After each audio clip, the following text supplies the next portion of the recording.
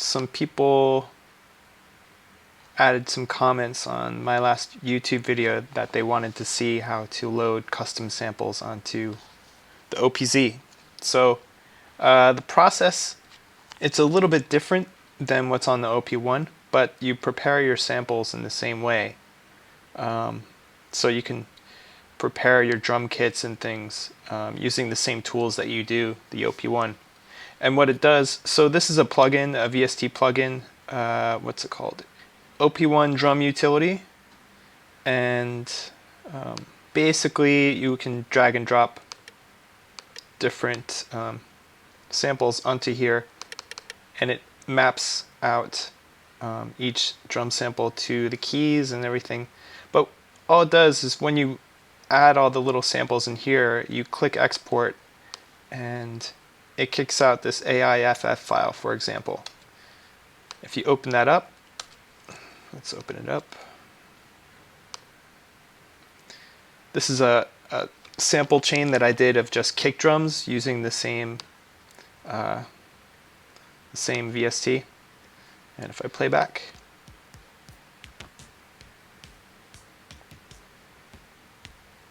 it's just one mono AIFF file with 24 different drum samples all included in the same file.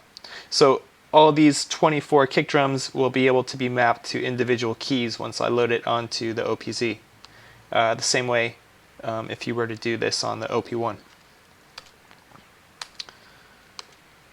So it's not worth taking you through dragging and picking each one of these samples, but I'll show you a couple here. Drag and drop. I like to use Ableton Live for this. It's a better way to preview each sample than using Finder on the Mac.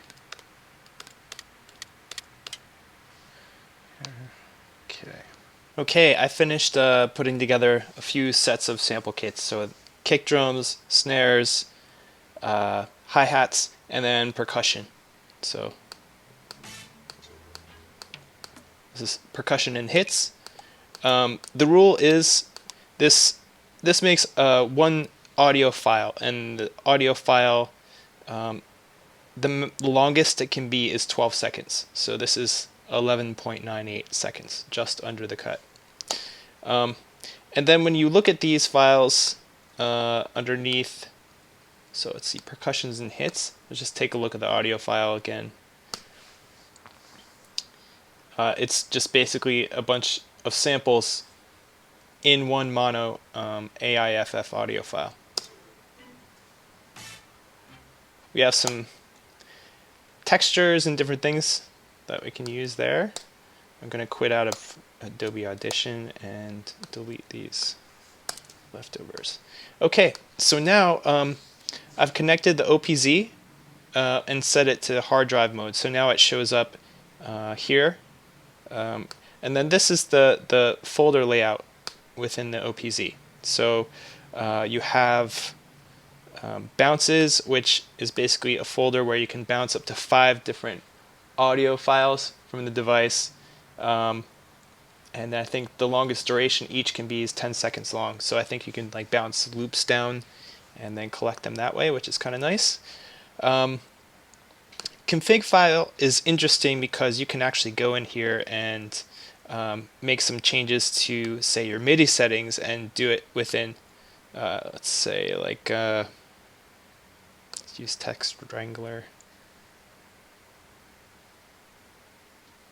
You can change all like the MIDI channels and alt channel 1 to active, false or true, enable program change, true or false. So this is pretty handy because then you can just edit the text file. You don't have to go through the menus on the device, save it out, and then you have the configuration you need. So that's pretty sweet. But what I'm going to show you today would be how to replace sample packs. So on the OPZ, things are laid out in terms of different channels. So the first channel would be kick, second channel is snare, third channel is percussion is how it's listed here, but really it shows up as being hi-hats on the device. So you want to put your hi-hat samples in here. 4 is effects, and that I think is more of like percussion samples and things. Then these other 4 are based off of the synth engines. So bass, lead, arpeggio, and chord. You can save your own presets from within the device, but you can't really load any of your. From what I have read in the guide, I don't think you can save any of like your synth presets from the OP1 and transfer them over here. I could be wrong, but I didn't see any evidence of that in the guide. So today I'll just focus on transferring these samples over and see how it goes.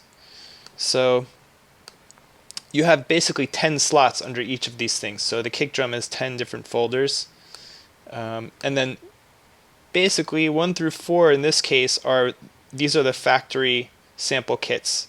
And these are just references to an AIFF file. These files are like 0 kilobytes. So I think you can delete these and then replace them with your own stuff. But I kind of like what they have on there. It sounds pretty good. So I'm going to use folder 5. And here's my kicks sample. I'm going to move over here, drop it in folder 5. Then I'm going to add my snare sample. So let's see, open slot is in folder 5. So I'm going to take this snares file, copy it over to folder 5. Percussion, which also actually means hi-hats. Oh, so there's more stuff here. So I'll have to drop this into folder 6. So hi-hats, folder 6, copy that over. And then effects, let's see where the open one is. Folder 6 is an empty slot. So this will be percussion and hits.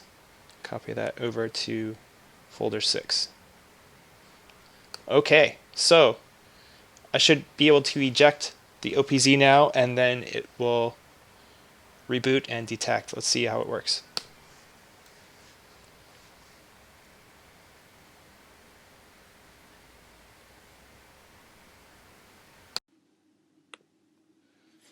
Okay, all right, the other thing I did was on the OP1, I used the sampler synth and recorded a sample of my voice and basically made a synthesizer out of it, made a patch out of it, and then saved that. And what I have here is I have my OP1 connected, and the snapshot here is basically the sample that I prepared from the OP1.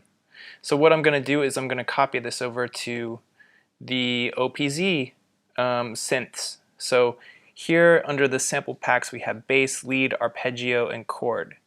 I've already put some drum samples on the other tracks, but here. So the OPZ treats these differently based on which slot they're in. So let me find an empty slot. It looks like 7 for bass is open, so I'm just going to copy this over.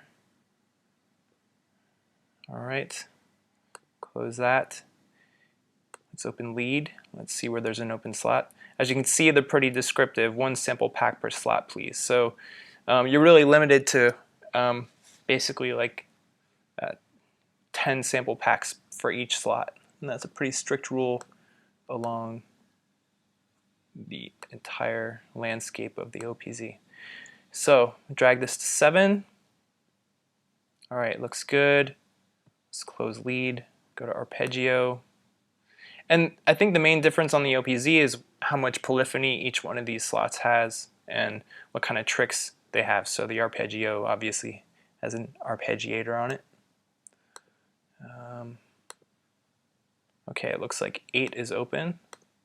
So I'm going to copy this over.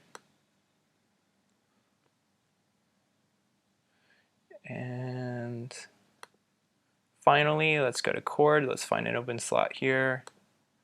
It looks like 8 is open on here as well. So I'm going to drag and drop. Boom.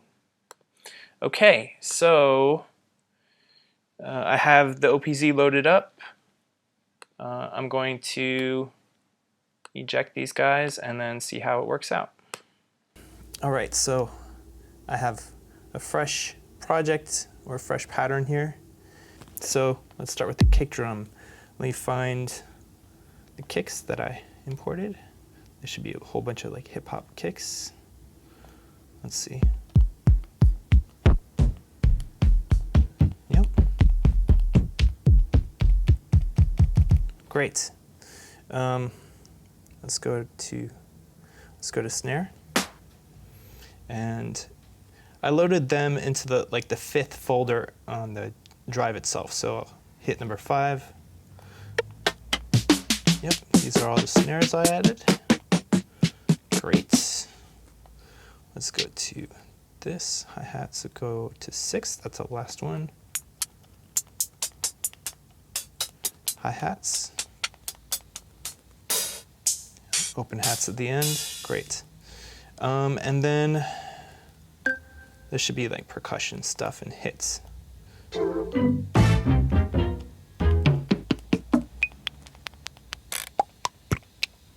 Yep, that's what I loaded.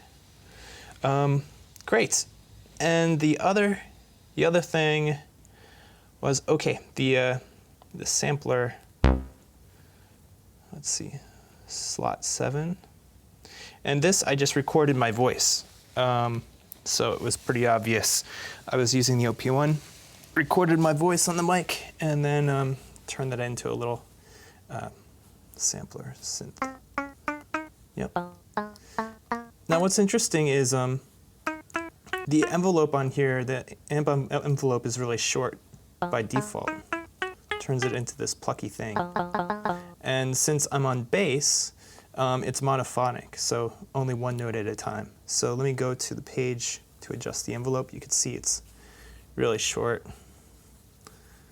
Let me extend it.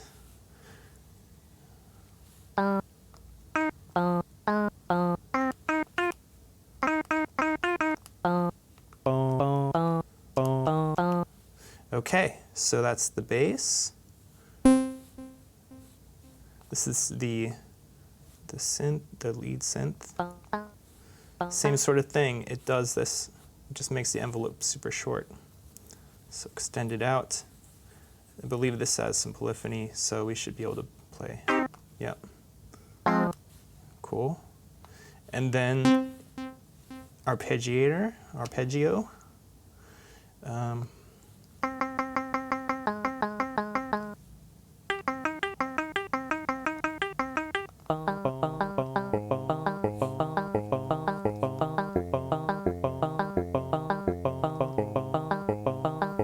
All right, you get it. And then we have chords, which is in slot 8. Same thing with the envelope. It's really short and plucky by default, so I have to change it. All right. You know, the unfortunate thing is, I'm going to show you something here. Just to be clear, on the OP1, I don't know if you could see it if the light's too bright, but I created sort of a loop point that would, sorry if that's loud. Let me try it again.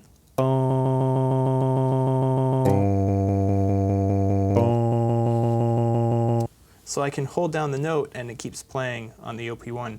I saved those settings as a snapshot, and then that's the file that I moved over to the OPZ, but it didn't hold on to those loop points. It makes it so you can't hold down the keys and have it sustain like that. So anyway, that's one of those things I guess you don't know until you try it, but good to be aware of. That there are some limitations on what you copy from the OP1 over to here. So yeah, that's it. That's I mean, maybe I'll just throw a quick beat together. Let's see what I can do here. I have some time.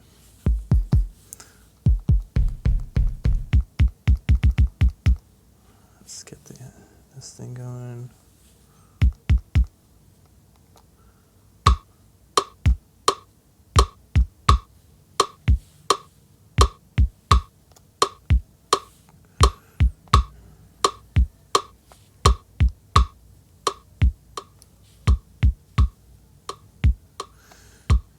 Hopefully it doesn't drive you crazy. Let's see.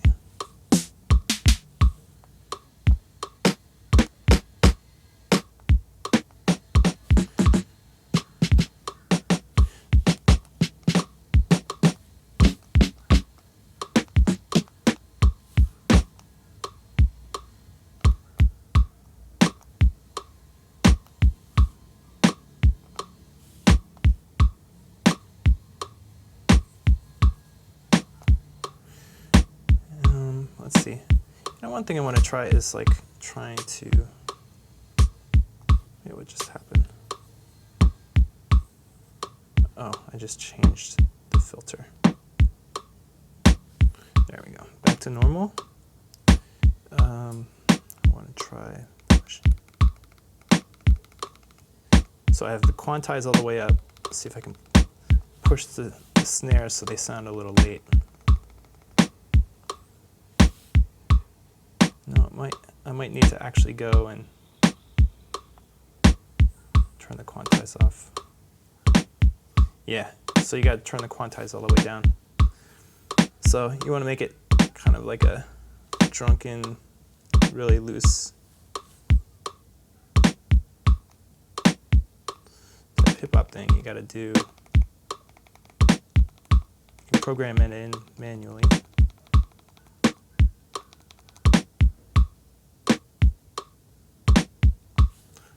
Force feels pretty good. All right, let me turn this down.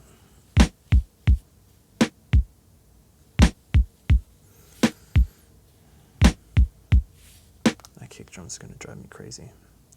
Let's get some hats.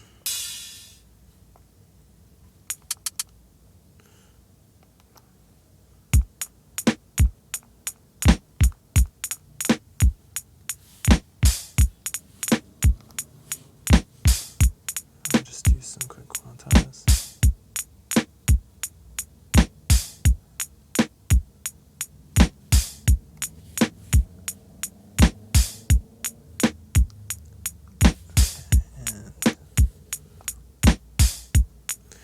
Change this to be 4. So I want to do, I know what I want to do here. Let's see, do it on the start of each. Let's see.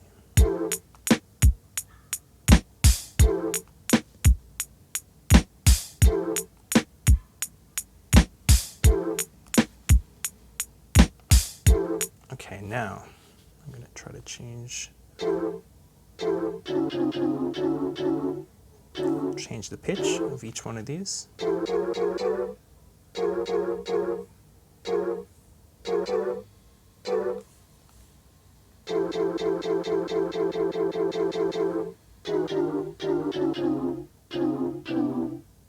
Let's see how that sounds.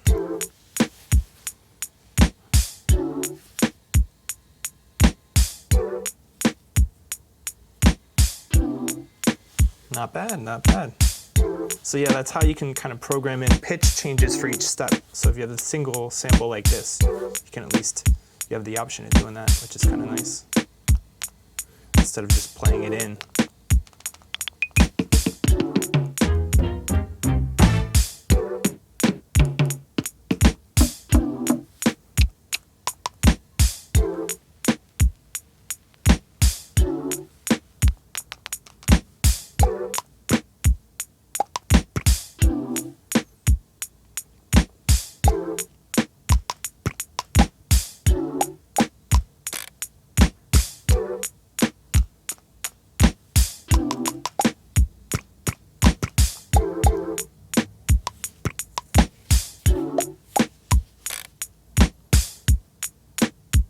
Oh, it took away. All right, let me just clear it out, whatever. I do like this. I'm going to reprogram it.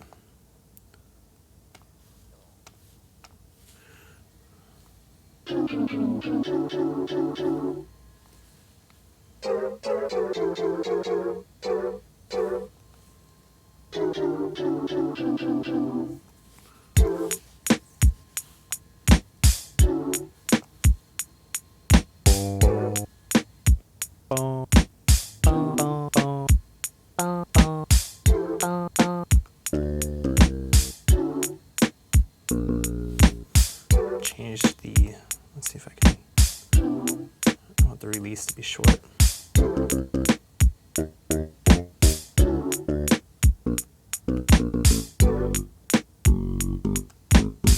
Yeah, bass isn't working. Let's see.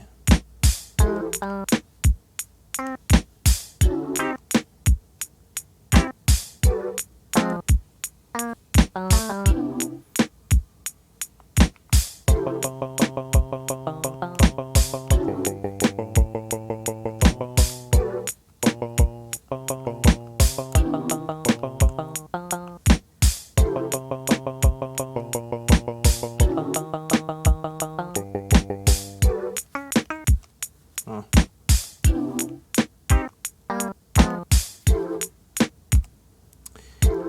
Let's go back to this and give it some effects.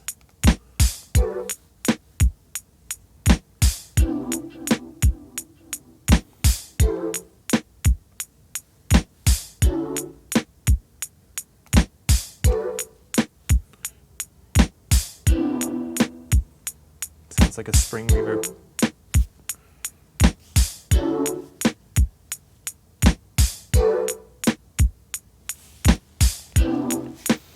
Anyway, so this is a quick track made with all custom sample kits that I loaded onto the OPZ.